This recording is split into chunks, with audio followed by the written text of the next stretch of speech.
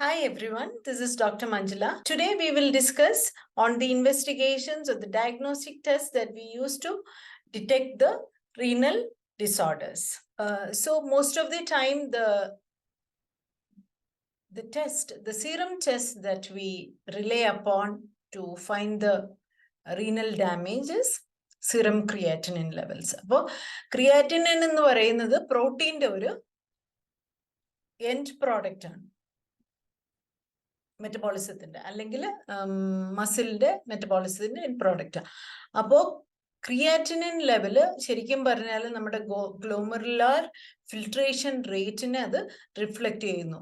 അപ്പോൾ kidney disease is the only pathological condition that increases the serum creatine level. അതുകൊണ്ടാണ് നമ്മൾ അതിനെ relay ചെയ്യുന്നത്. ഇപ്പൊ യൂറിയ ഒക്കെ മറ്റു പല കണ്ടീഷൻസിലും അത് എലിവേറ്റ് ആവും. പക്ഷെ ക്രിയാറ്റിൻ എന്ന് പറയുന്നത് വളരെ വ്യക്തമായിട്ട് കിഡ്നി ഡിസീസിലാണ് ഇത് എലിവേറ്റ് ആവുന്നത്. ഇനി നോക്കൂ, 50% റീനൽ ഫംഗ്ഷൻ ലോസ്റ്റ് ആകുമ്പോഴേ ശരിക്കും പറഞ്ഞാൽ ക്രിയാറ്റിനിൽ ഒരു മാറ്റം വരും. അതിനാണ് ഈ പിക്ചർ നോക്കിക്കഴിഞ്ഞാൽ മനസ്സിലാവും.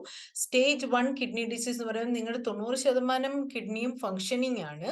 പക്ഷെ അവിടെ ഒന്നും ഈ ഡാമേജസ് ഓൾറെഡി ഉണ്ടായി തുടങ്ങുമ്പോൾ പോലും നമുക്ക് കാണാൻ സാധിക്കും ക്രിയാറ്റിൻ വിത്തിൻ നോർമൽ മീൻസ് 1-നകത്ത് തന്നെ നിപ്പുണ്ട്.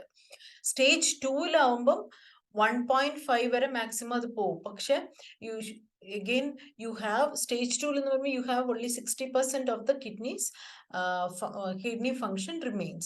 Stage 3 ആവുമ്പം only 30% of the kidney function remains. So ആ സമയത്ത് സ്റ്റേജ് 3-ൽ അറൌണ്ട് 2 ആണ് 2 വരെയും എലിവേറ്റ് ആവും. പിന്നെ സ്റ്റേജ് 4 ആകുമ്പോൾ ഇറ്റ് ഗോസ് അറൌണ്ട് 3, ക്രിയാറ്റിൻ 3 വരെ പോകും. പക്ഷെ അന്നേരം 15% കിഡ്നി മാത്രമേ ഫങ്ഷനിങ് ഉള്ളൂ. ഇനി സ്റ്റേജ് 5 ആകുമ്പോഴേക്കും മൊത്തത്തിൽ പോവും and it is 4.5 creatinine levels. Okay, പിന്നെ വരുന്ന ടെസ്റ്റ് ബ്ലഡ് യൂറിയ നൈട്രജൻ. നമ്മുടെ ശരീരത്തിൽ എത്രത്തോളം റീനൽ ക്ലിയറൻസ് നടക്കുന്നു ഈ waste products, urea nitrogenous waste പ്രോഡക്ട്സിന്റെ എത്രത്തോളം ക്ലിയറൻസ് നടക്കുന്നു എന്ന് കാണിക്കുന്ന ഒരു ടെസ്റ്റാണ് ബ്ലഡ് യൂറിയ നൈട്രജൻ ലെവൽസ്. ഇനി ഇത് എലിവേറ്റ് ആയി എന്ന് വെച്ച് എപ്പോഴും it is not because of the renal disease also. Some other factors also will elevate the blood urea nitrogen. എന്തൊക്കെയാ? ബോഡി ഡീഹൈഡ്രേഷൻ, പിന്നെ poor renal perfusion, if you are taking more of protein in the food, then infection, some stress, steroid usage, GI bleeding, ഇതൊക്കെ ആണ്. പിന്നെ muscle break down, ഇതൊക്കെയാണ് factors which will other than the renal factors which will elevate the blood urea nitrogen.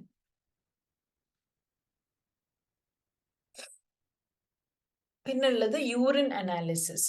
അപ്പോൾ അതിൽ നമുക്ക് 24 hour urine collection ചെയ്യാറുണ്ട്. അതെങ്ങനെയാ?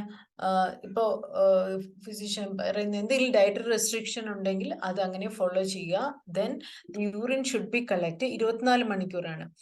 At the start time ഇപ്പം 8 മണിക്ക് തുടങ്ങുന്നു വെച്ചാൽ 8 മുതൽ അടുത്ത ദിവസം 8 AM വരെ. അപ്പം സ്റ്റാർട്ട് ടൈം 8 AM ആണ്. അന്നേരം നമ്മൾ എടുക്കുന്ന യൂറിൻ എടുത്തിട്ട് അതിനെ കളയുക. Okay, so the first urine or the start time you will take the urine and discard that sample. പിന്നത്തെ സബ്സിക്വന്റ് എല്ലാ സാമ്പിൾസും കളക്ട് ചെയ്ത് ഇതുപോലത്തെ ഒരു കുപ്പിക്കകത്ത് ആക്കി വയ്ക്കുക.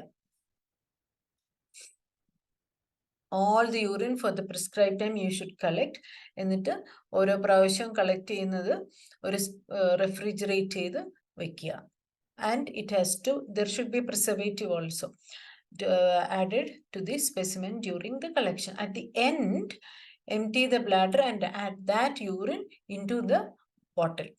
അപ്പം ഞാൻ പറഞ്ഞല്ലോ 8 AM to അടുത്ത ദിവസം 8 AM ആണെങ്കിൽ നമ്മൾ ഇന്ന് 8 AM എടുക്കുന്ന യൂറിൻ കളയും, അത് കളക്ട് ചെയ്യത്തില്ല. പിന്നത്തെ സബ്സിക്വന്റ് എല്ലാ യൂറിനും കളക്ട് ചെയ്ത് ബോട്ടിലിനകത്താക്കും. എന്നിട്ട് ലാസ്റ്റ് നമ്മൾ അടുത്ത ദിവസം 8 മണിക്ക് എടുക്കുന്ന urine that you will add and that you will add on to the container. അടുത്തത് സ്പെസിഫിക് ഗ്രാവിറ്റി ഡിറ്റർമിനേഷൻ എന്ന് പറഞ്ഞാൽ നമ്മുടെ കിഡ്നിയുടെ യൂറിൻ കോൺസെൻട്രേഷൻ എബിലിറ്റിയാണ് നമ്മളവിടെ ചെക്ക് ചെയ്യുന്നത്. ഡിപ്സ്റ്റിക് മെത്തേഡിൽ നമുക്ക് ചെയ്യാം, റിഫ്രാക്ടറോമീറ്റർ അല്ലെങ്കിൽ യൂറിനോമീറ്റർ ഉപയോഗിച്ച് നമുക്ക് ചെയ്യാം. ഇവിടെ നിങ്ങൾക്ക് കാണാൻ സാധിക്കും ഡിപ്സ്റ്റിക്ക് വെച്ചിട്ടുള്ള ഇതാണ് ഡിപ്സ്റ്റിക്ക്. പിന്നെ അപ്പോൾ അത് you depending upon the colour change you can understand the specific gravity. Then ഇവിടെ നമുക്ക് ഈ കാണുന്നത് യൂറിനോമീറ്റർ ആണ്. And this is a refractometer. So these are the different ways of checking the specific gravity. പക്ഷെ ഇങ്ങനെ നമ്മൾ ചെയ്യുമ്പോഴും ചില കാര്യങ്ങൾ ഇതിൽ ഇന്റർഫിയർ ചെയ്യാറുണ്ട് ടെസ്റ്റ് റിസൾട്ട്സിൽ. എന്താണ്? റേഡിയോ ഒപേക് കോൺട്രാസ്റ്റ് ഏജൻസോ ഗ്ലൂക്കോസ് പ്രോട്ടീൻസിന്റെ ഒക്കെ presence will affect the specific gravity determination of the urine. അതുപോലെ cold specimens will produce a false high reading. Usually the normal value or the specific gravity of urine is 1.016 to 1.022. അപ്പൊ എപ്പോഴാണ് നമ്മൾ specific gravity increase ചെയ്യുന്നത്? നമ്മുടെ ബോഡിയിലുള്ള വെള്ളത്തിന്റെ അംശം, ജലാംശം കുറയുമ്പോഴാണ് നമ്മുടെ urine becomes concentrated. That means urine specific gravity is more.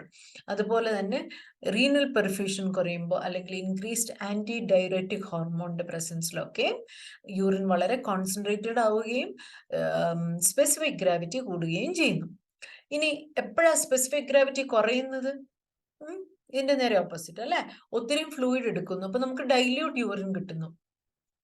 Like for example diabetes insipidus എന്നുള്ള ഒരു കണ്ടീഷൻ ഉണ്ടല്ലോ, ADHന്റെ ഡെഫിഷ്യൻസി കാരണം. അപ്പോൾ ഒത്തിരി യൂറിൻ ഫോം ചെയ്യുന്നു, but it is very dilute also. So it specific gravity will be decreased. അതുപോലെ തന്നെ കിഡ്നിയുടെ യൂറിന്റെ കോൺസെൻട്രേഷൻ എബിലിറ്റി കുറയുന്ന കണ്ടീഷൻസിലും you can see that the specific gravity is decreased.